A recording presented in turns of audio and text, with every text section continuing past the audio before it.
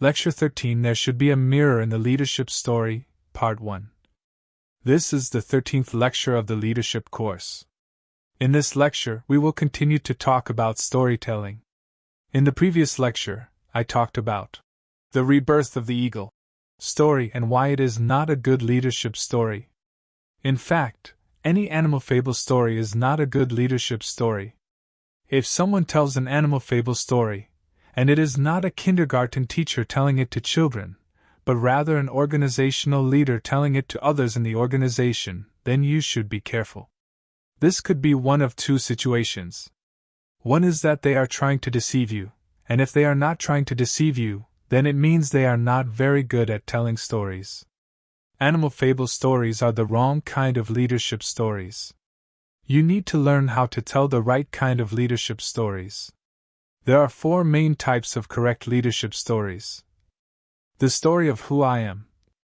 The story of who we are. The story of where we are going. And the story of why we want to change. 1. There should be a mirror in the story. Before I give examples of the four types of stories, let's think about the biggest difference between these stories and animal fable stories. I'll give you a hint. All four types of stories have the word I in them, and except for the first type, all the other three types have the word we. This is an important discovery because it relates to a secret of telling leadership stories.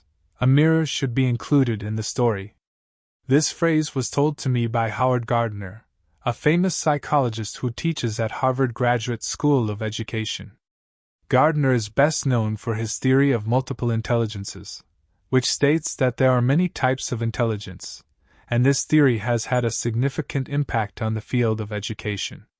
Gardner is also interested in leadership, and he has written a book on leadership, which emphasizes that leadership is about storytelling. So, how do you tell a story? Gardner said something to me during an interview that left a deep impression on me. He said, "Leadership stories should have a mirror, so that the audience can identify with them." This sentence is very important, and I'll rephrase it for you.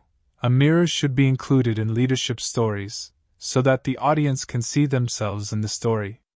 Do you know why the audience should see themselves in the story?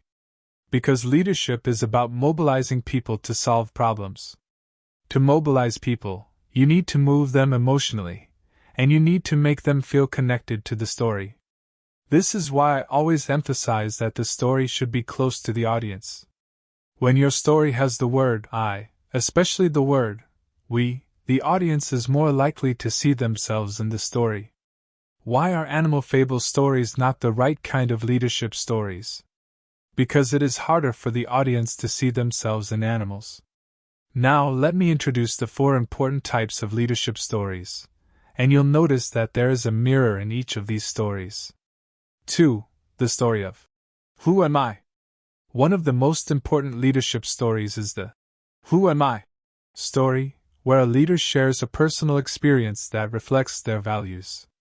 It's easy to see why this is such an important leadership story. If people don't know who you are, they won't follow you.